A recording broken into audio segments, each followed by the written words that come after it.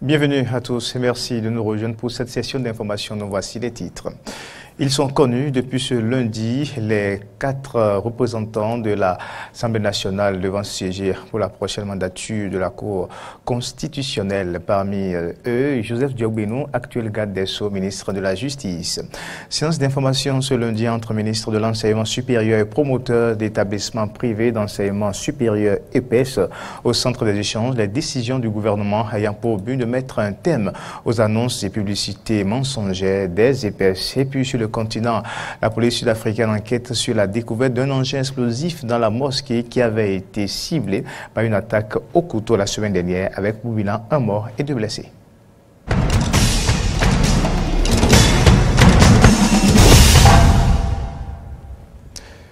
Eden Info, encore une fois, bienvenue à toutes et à tous. Sous réserve de confirmation officielle, Joseph Diogbenou, Razaki Amouda, Moustapha Fassassi et Rigobert Azon sont les 4 représentants du bureau de l'Assemblée nationale au sein de la prochaine mandature de la Cour constitutionnelle. Ils ont été désignés ce lundi 14 mai par le président de l'Assemblée nationale, Maître Adrien Ouedji, et ses 6 autres collègues du bureau. Maître Joseph Diogbenou va siéger au titre de juriste de haut niveau ayant une expérience de 15 années. Au moins, Razaki Amouda et Moustapha Fassassi en qualité de magistrat. Quant à Rigobert Azon, ancien directeur général de l'Organisation commune Bénin-Niger, SOCBN, il a été choisi en qualité de personnalité de grande réputation professionnelle. D'autres détails à retrouver dans nos prochaines éditions. Le ministre en charge des Affaires sociales, Bintou Adam Taro, a présenté aux députés ce lundi 14 mai le document conceptuel du projet Assurance pour le renforcement du capital humain H. Cette présentation s'inscrit dans le cadre du dialogue inclusif engagé par le gouvernement autour de ce vaste programme social au profit des plus démunis. Le projet Assurance pour le renforcement du capital humain H entre dans sa phase pilote effective courant le dernier trimestre de l'année 2018. L'information a donc été annoncée aux députés. Nous vous proposons ici de suivre les propos de quelques parlementaires. Je ne sais pas pourquoi, nous ne savons pas pourquoi, mais aujourd'hui, en plus de l'assurance maladie, le gouvernement a décidé d'ajouter la formation, quelque chose d'essentiel. Parce qu'à côté de la santé, il faut instruire les citoyens, il faut former, il faut donner une profession pour lui donner la capacité de participer à la création de richesses nationales. Nous avons un centre de santé, un infirmier d'État, une sage-femme sagère, et puis voilà.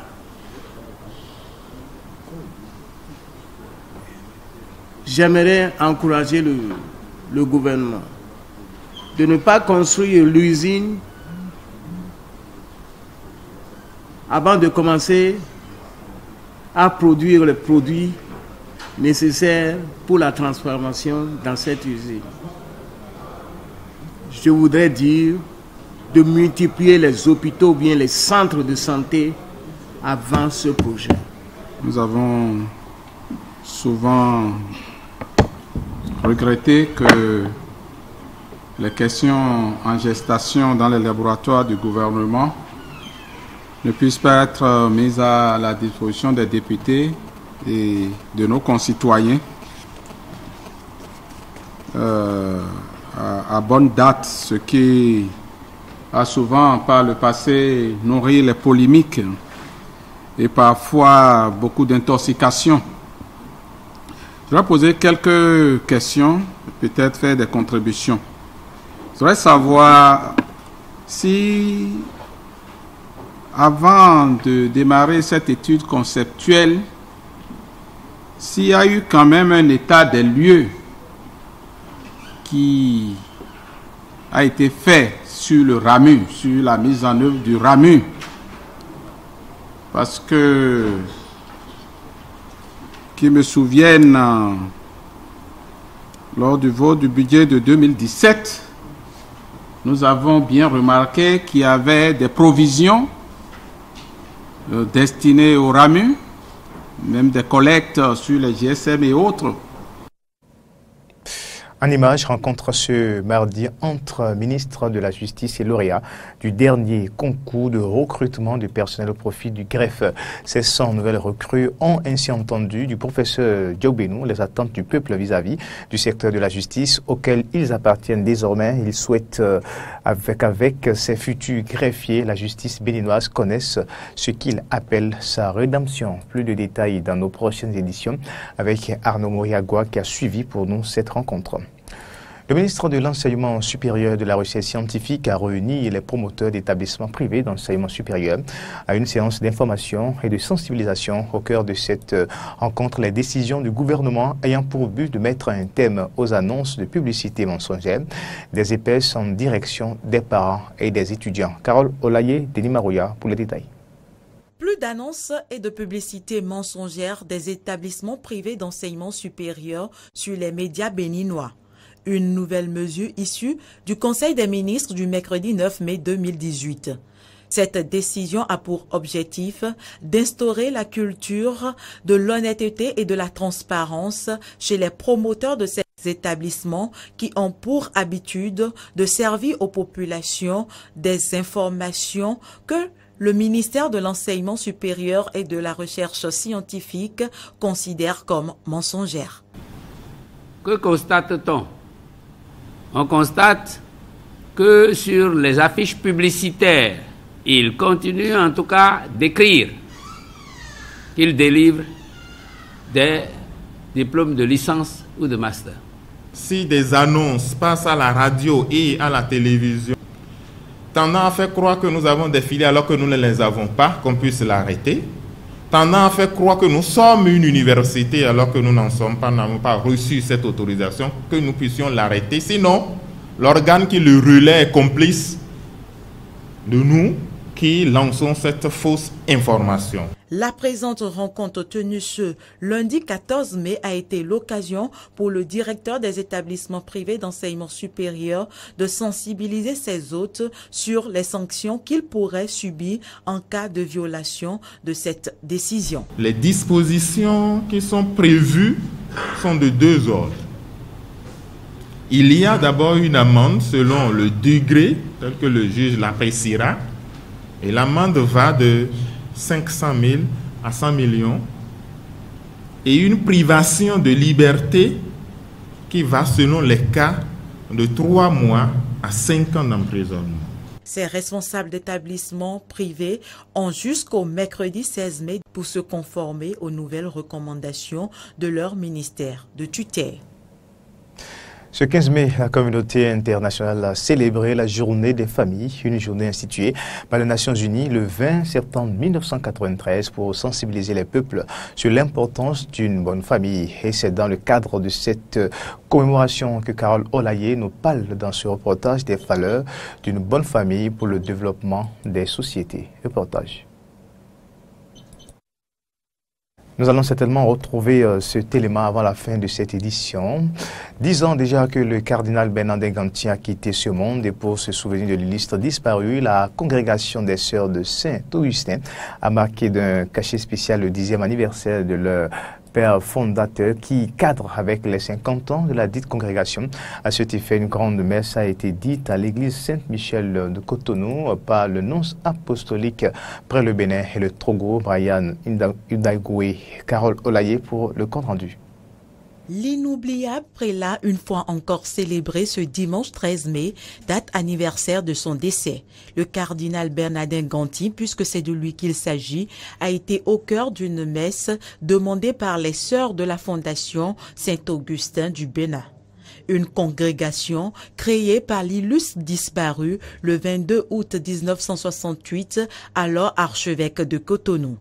La présente Eucharistie célébrée par le nonce apostolique près le Bénin et le Togo en souvenir du cardinal 10 ans après son décès s'inscrit également dans le cadre des 50 ans d'existence de cette famille religieuse qui, à travers louanges, adoration et prières, a rendu hommage à son père fondateur. C'est donc à juste titre que Monseigneur Brian Udaigwe, tout en se rappelant des nombreuses actions qui ont marqué le parcours élogieux de l'homme, a invité ses filles à la poursuite des œuvres de leur père afin d'unir dans la charité et l'amour non seulement les fidèles catholiques, mais aussi tous les nécessiteux. Votre nouveau départ sera enraciné dans la joie de l'Évangile.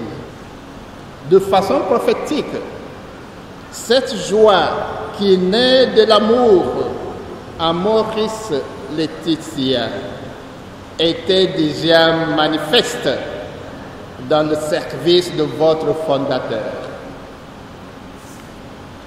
Continuez, chères sœurs, à donner cette joie à travers votre service et mission, et surtout aux plus démunis.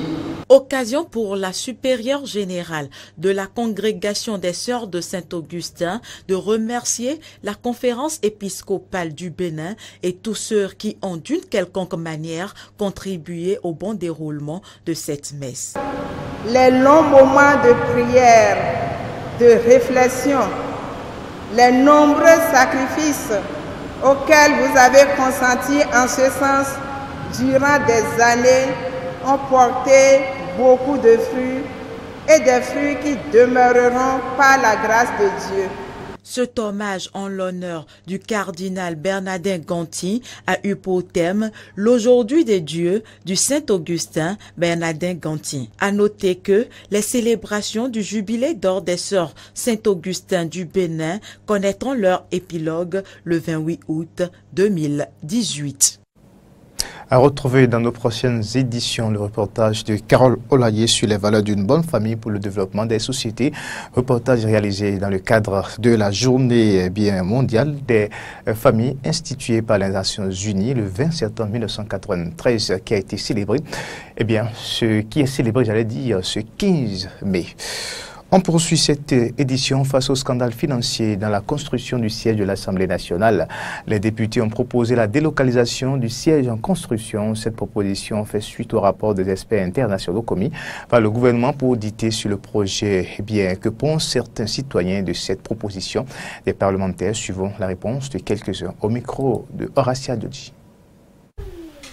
C'est nous tous qui avons élu le président et nous savons que le jour au stade Charles de Gaulle avait parlé de l'impunité et de lutte contre la corruption.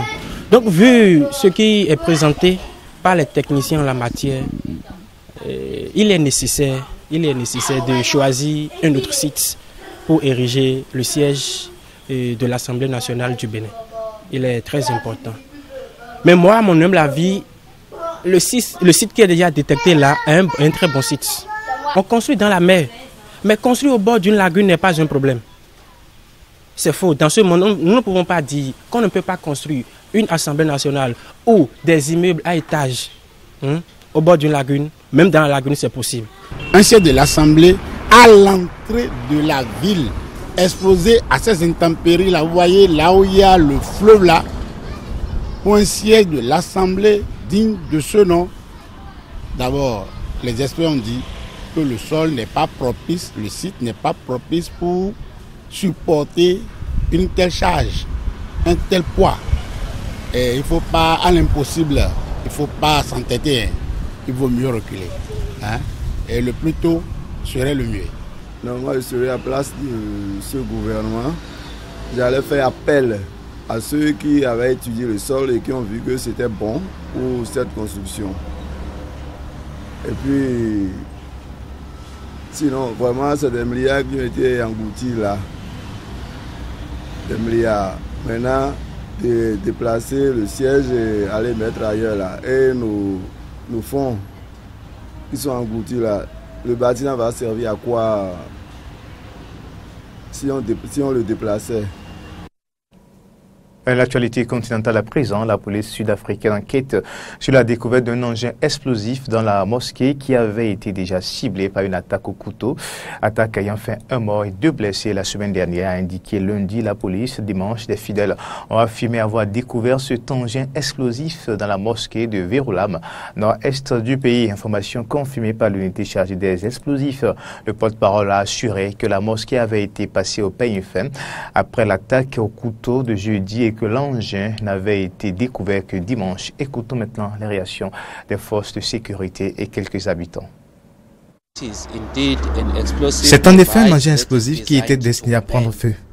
Ça a créé une sorte de confusion en essayant de nous détourner de l'enquête. Nous sommes à la recherche de 3 suspects qui ont commis un meurtre, des tentatives de meurtre et un incendie criminel. Voilà sur quoi se concentre notre enquête. La police est arrivée avec une unité d'intervention. Ils nous ont dit de sortir de chez nous parce qu'il y a une bombe quelque part dans la mosquée, je ne sais pas où. En tant que communauté, on veut savoir ce qui se passe vraiment. Il faudrait qu'on nous dise vraiment ce qui se passe, au lieu de ne rien nous dire. Parce qu'on est voisins de la mosquée, on habite juste à côté.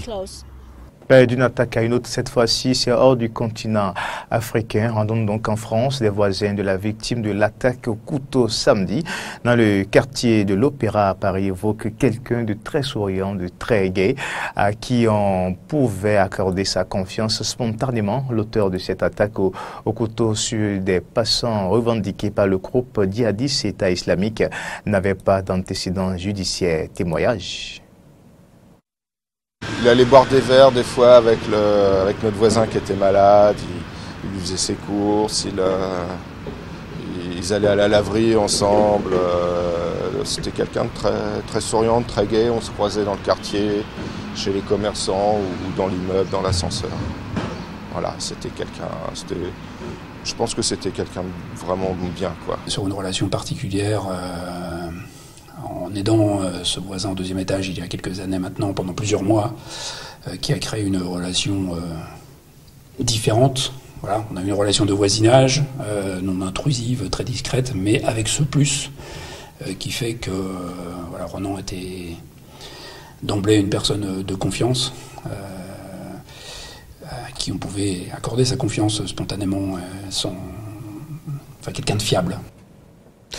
La cérémonie d'inauguration de l'ambassade des États-Unis en Israël s'est ouverte lundi à Jérusalem en présence de centaines de responsables américains et israéliens. Cette inauguration concrétise l'une des promesses politiques étrangères les plus controversées du président Donald Trump, passant outre à l'approbation internationale et à l'indignation palestinienne. Elle coïncide avec la journée la plus meurtrière du conflit israélo-palestinien. Depuis 2014, au moins 37 manifestants palestiniens ont été tués par des tirs israéliens lors de protestations dans la bande de Gaza. Et puis un mot, avant de terminer cette édition, l'Égypte espère que son attaquant vedette Mohamed Salah exploite au Mondial 2018 son expérience fructueuse au sein du club anglais. Le Liverpool a déclaré lundi le sélectionneur argentin des Pharaons, Hector Cooper, lors d'une conférence de presse au Caire. L'Égypte s'est qualifiée pour la première fois depuis 28 ans à la Coupe du Monde qui s'ouvre le 14 juin en Russie. C'est sur ces images que nous allons boucler cette édition, mesdames et messieurs. Merci de l'avoir suivi. À bientôt.